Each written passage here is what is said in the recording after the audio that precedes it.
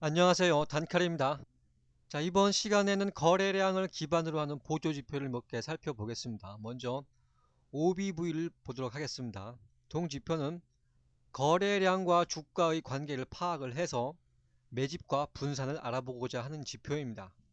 즉, 매집이 진행될 때에는 같이 매수에 동참해서 추세대로 따라가자는 것이고요. 반대로 분산 과정이 진행될 때에는 같이 매도를 해서 차익을 얻자는 겁니다.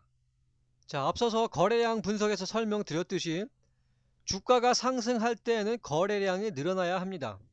주가는 상승하는데 거래량이 받쳐주지 못한다면 이것은 주가의 질이 저하된다는 뜻이죠. 즉, 자금이 들어오지 않는데 주가가 상승한다는 것은 점차로 매수 강도가 약해진다는 겁니다. 반대로 주가가 하락할 때는 거래량이 감소하는 것이 정상이라고 했죠. 즉, 개미들은 본전 심리 때문에 주가가 하락하게 되면 팔지 못한다고 했습니다. 따라서 주가 하락 시에는 거래량이 감소하게 됩니다. 그런데 주가 하락 중에서도 거래량이 늘어나게 될 때에는 세력들이 계속 팔고 있는 중이니까 약세장이 전개된다고 했습니다. 자, 이러한 원리로 인해서 동지표가 이전 고점을 상승 돌파하게 되면 매집 과정이 진행되는 것이고, 반대로 이전 저점을 하락 붕괴시키게 되면은 분산 과정이 진행된다고 해석을 합니다. 실전에서 보게 되면 주가는 바닥에서 별 움직임이 없는데 계속 몇 개월에 걸쳐서 거래량이 증가하는 모양을 보인다. 그러면 향후 주식은 상승하게 된다 라고 해석을 합니다. 즉, 선도 세력들이 저점에서 지속적으로 주식을 사니까 거래량이 늘어날 수밖에 없는 겁니다. 거래량은 주가에 선행한다는 것이 바로 이러한 원리를 나타내는 겁니다. 거래량은 바로 현금이 들고 나가는 것이니까 그 자금의 이동은 분명 어떤 흔적을 남기게 되겠죠. 자, 그 다음은 EOM 지표입니다. 거래량의 원리에 의해서 동지표가 제로선에 가까이 있다는 의미는 주가의 가격 변동은 적은데 거래량은 점차 많아진다는 겁니다. 즉, 누군가가 매집을 하거나 분산을 하고 있다는 시그널로 해석을 합니다. 그러다가 이 지표가 제로선을 상승 돌파하게 되면 매집으로 판단을 하고 반대로 하락 붕괴시키게 되면 분산이라고 해석을 합니다. 두 번째는 동지표가 영선과 과도한 이익을 보이게 되면은 매도의 관점에서 접근하는 겁니다. 이 지표가 영선에서 위로 멀어지게 된다는 것은 거래량이 감소하면서 주가는 올라가고 있다는 뜻입니다. 따라서 이것은 곧 기조가 바뀔 수 있다는 뜻이겠죠. 반대로 동지표가 영선에서 하락 방향으로 이격이 커진다는 것은 거래량이 적으면서 주가는 하락한다는 말입니다. 그렇다면 약세가 멈추게 되고 기조가 바뀔 수 있다는 것이죠. 따라서 이때는 매수의 관점에서 접근하게 되는 겁니다. 다음으로 매물 차트를 보겠습니다. 하락하는 주식은 어느 시점에서 반등을 이루어낼까요? 아주 쉽습니다. 바로 전 저점이나 거래량이 가장 많았던 곳에서 반등이 일어날 확률이 높습니다. 반대로 상승하던 주식은 전 고점 부근과 역시 거래량이 가장 많았던 곳에서 저항을 받기 마련입니다. 이처럼 거래량이 가장 많았던 곳은 상승할 때는 저항선으로, 하락할 때는 지지선으로 작용을 하게 됩니다. 즉, 거래량이 밀집된 구간은 시장 참여자들의 공감대가 형성이 되어서 매수나 혹은 매도에 많은 사람들이 참여한 지점입니다. 따라서 바닥권에서의 거래량은 매집의 신호로서 파악하고 고점에서의 대량 거래는 분산으로서 해석을 하게 됩니다. 자, 그런데 이런 저항이나 지지선이 영원히 유지될 수는 없겠죠. 언젠가는 돌파가 되거나 붕괴가 되거나 할 겁니다. 이런 저항선이 상승 돌파되게 되면 그 지점은 나중에 의미 있는 지지선의 역할을 하게 됩니다. 왜 그럴까요? 저항을 돌파하려면 여기에서 쏟아지는 본전 매물을 모두 잡아먹고 주가를 띄워야만 합니다.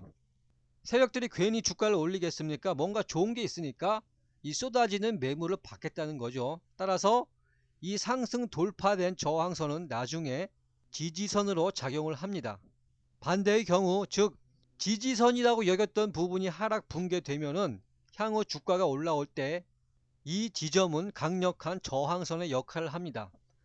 이건 왜 그럴까요? 자, 그동안 지지선이라고 여겼었으니까 여기서 많은 사람들이 저가 매수를 했다는 얘기죠. 그런데 이런 의미 있는 지점을 하락 붕괴시키게 되면 고수들은 손절을 하고 빠져나오게 됩니다. 그런데 초보자들은 이런 곳에서 팔지를 못하죠. 손해보고는 절대 못 팝니다.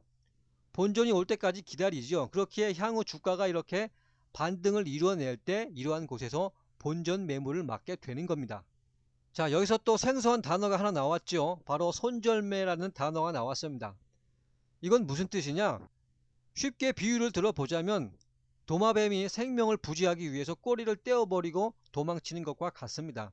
자, 주식시장에는 많은 기회가 있어요. 자금이 남아있다면, 다시 말해서 살아남을 수만 있다면 다른 기회를 잡을 수가 있습니다. 그런데 이렇게 손절하지 못하고 어떤 종목에 콱 물려 있으면 운신을 할 수가 없지요. 3배, 4배 올라가는 종목이 있더라도 그걸 살 자금이 없으니까 꽝이란 얘기입니다. 그래서 도마뱀 꼬리 자르듯이 본체는 살아남겠다는 뜻입니다. 보통 초보자들은 손실이 마이너스 10% 이상을 넘어가면 그 이후로는 어찌할 바를 모릅니다. 포기하게 되죠. 그냥 가지고 있어요. 언젠가는 올라가겠지 하고 몇 년 동안 기다립니다. 그 와중에 반토막이 날 수도 있고 열토막이 될 수도 있어요. 자, 생각을 한번 해보십시오. 내 투자 원금에서 마이너스 50%의 손실이 났습니다. 즉 반토막이 나버렸어요. 그러면 몇 퍼센트의 이익을 내야 본전인지 아시겠습니까? 50%가 아닙니다. 무려 100%의 수익을 달성해야만 겨우 본전입니다. 즉 2배를 먹어야만 원금 회복이 된다는 거죠. 내 1000만원 투자 원금이 반토막이 나서 500만원 밖에 안 남았다. 그러면 100%를 먹어야만 겨우 본전입니다. 실전에서 2배 먹는 것이 그렇게 쉽습니까? 초보자들한테는 거의 불가능에 가깝습니다. 따라서 손실을 방치해서는 안 됩니다. 이 손실률이 마이너스 10%를 넘어가게 해서는 안 됩니다. 그 안에서 손절을 하고 생명을 부지해야 됩니다. 이것을 꼭 명심해 두십시오. 나중에 이 부분에 대해서도 자산관리 부분에서 심도 있게 다룰 겁니다. 꼭 기억해 두세요. 어떠한 경우에도 마이너스 10%를 넘기는 손실을 방치해서는 안 됩니다. 차트를 보시면 이렇게 가로막대가 길게 나온 부분이 있죠. 여기가 바로 거래량이 가장 많았었던 지점입니다. 이 지점에서 보시면 주가가 이렇게 올라가려고 하면은 본전 매물이 쏟아지니까 이 부분에서 저항선의 역할을 담당하고 있는 것을 알 수가 있습니다. 자, 반대로 이 부분에서는 바닥권에서 이렇게 보니까 가장 많은 거래량이 발생을 했죠. 즉, 이 지점은 다수의 투자자들로부터 바닥이라는 공감대가 형성이 되어서 저가 매수세가 계속 유입이 된 겁니다. 따라서 지지선으로 작용함을 알 수가 있습니다. 이 부분에서 계속 바닥 다지기를 하고 있죠. 그래서 이렇게 거래량이 가장 많았었던 지점은 동전의 양면과 같습니다. 저항선의 역할을 하면서도 동시에 이 저항을 돌파하게 되면 지지선의 역할을 담당하게 되는 거죠.